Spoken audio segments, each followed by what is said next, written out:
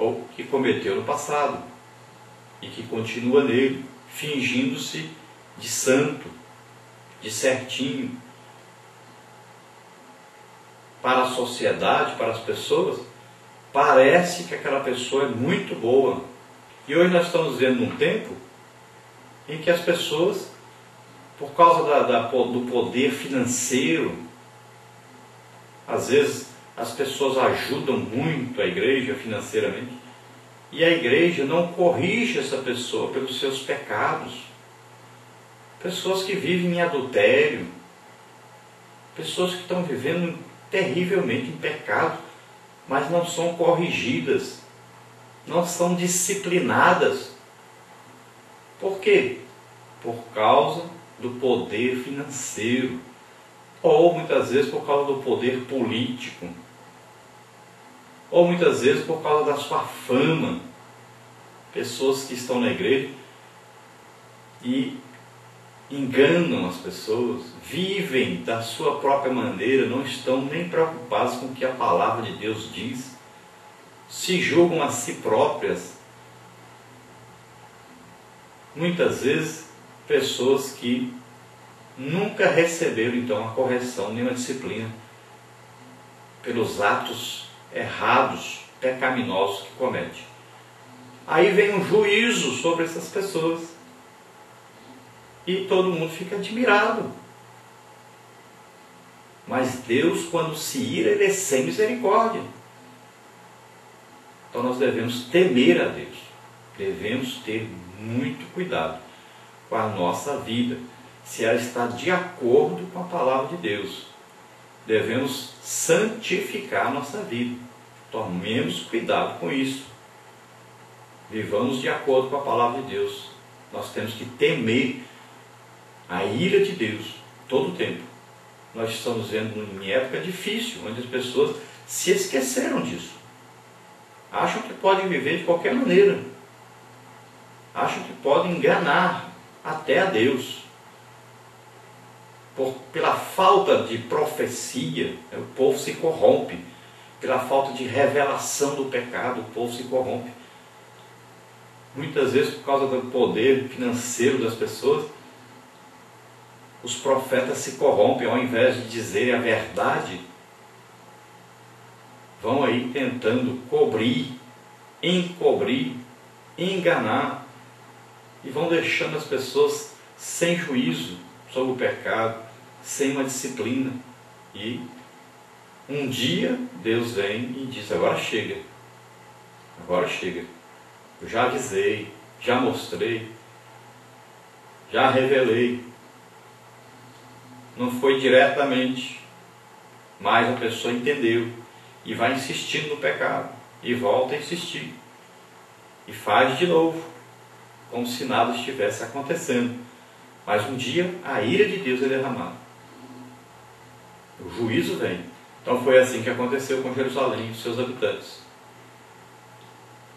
Deus enviou o profeta Jeremias madrugando, falando, insistindo. Ezequiel já havia feito isso também.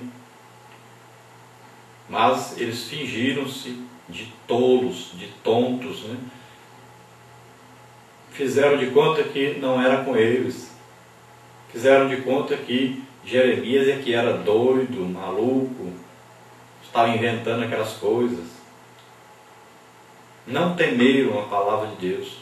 Não conseguiram enxergar a situação que estavam vivendo, na idolatria. Estavam vivendo em pecado, em adultério. Então, o juízo veio e eles não estavam preparados para o juízo. Estavam pensando que Deus ia continuar fazendo o que fazia antes. Eles erravam e quando eram castigados, corriam, suplicavam a Deus e Deus os livrava. E eles pensaram que mais uma vez Deus faria isso, mas a paciência de Deus acabou. E o pecado então foi justiçado. O juízo veio sobre o pecado. Então você, tome cuidado, se você está vivendo dessa maneira, está vivendo em pecado, muitas vezes você insistiu no pecado, foi castigado, e você agora resolve continuar no pecado, praticar o mesmo pecado que cometeu antes. Cuidado, porque um dia Deus diz: basta, chega, e aí não tem mais jeito. Não perca a salvação, não perca a oportunidade que Deus está te dando de viver uma vida santa, irrepreensível, de ter a chance de participar do avivamento que está vindo aí, do grande avivamento que Deus está trazendo à nossa nação. Não perca a chance de subir no arrebatamento, de estar para sempre com o Senhor. Arrependa-se do seu pecado, se converta ao Senhor. Olha, Jerusalém não tinha mais quem a socorresse. Ela buscou ajuda no Egito e começaram até alguns a clamar, como Jeremias, por Deus, pedindo a Deus, intercedendo junto a Deus, mas não tinha mais jeito para ela, não tinha mais solução. Então as pessoas que vivem no pecado, de repente elas param de perceber a situação que estão vivendo. Por quê? Porque elas pararam de ouvir o Espírito Santo. Não é que o Espírito Santo deixou de falar, mas as pessoas ficaram com a mente cauterizada, fechada para o Espírito Santo.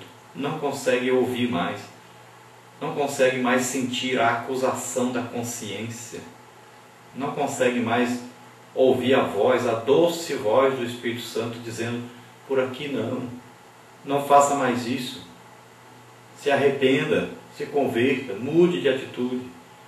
Não conseguem ouvir mais. Então, de repente, pensam que foram abandonados por Deus, mas não.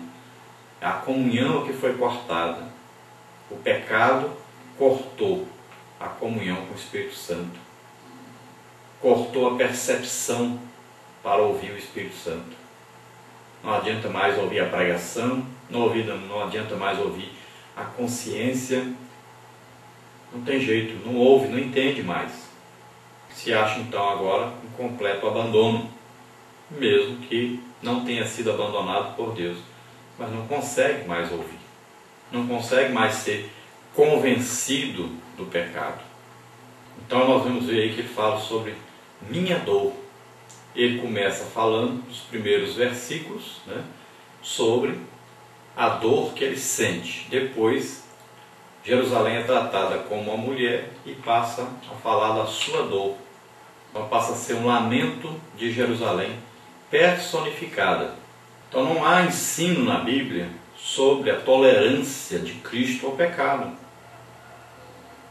Não há tal ensino. Parece que as pessoas pensam que Deus vai tolerar o seu pecado eternamente. E vai continuando no pecado, vai continuando. E a Bíblia até diz que tem pecado que é para a morte, e por esse nem se deve orar. Qual é esse tipo de pecado? Exatamente esse pecado que Jerusalém estava cometendo, que Deus disse que não adiantava nem Jeremias interceder. Por quê? A pessoa vive, por exemplo, em adultério. Aí acontece uma tragédia. Aí nós vamos orar pela pessoa. A pessoa prefere continuar no adultério.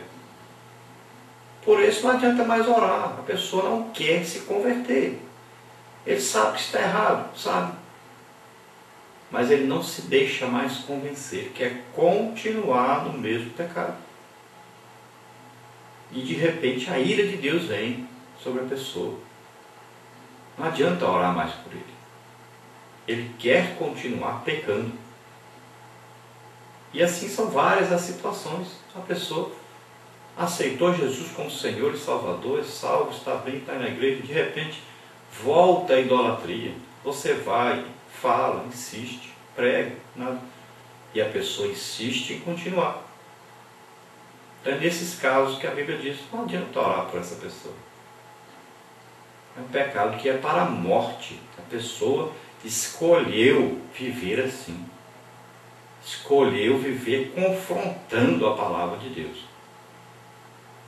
Não adianta nem orar. Ou a pessoa se arrepende, ou agora está lá por conta do mundo, por conta de Satanás, que veio matar, roubar e destruir.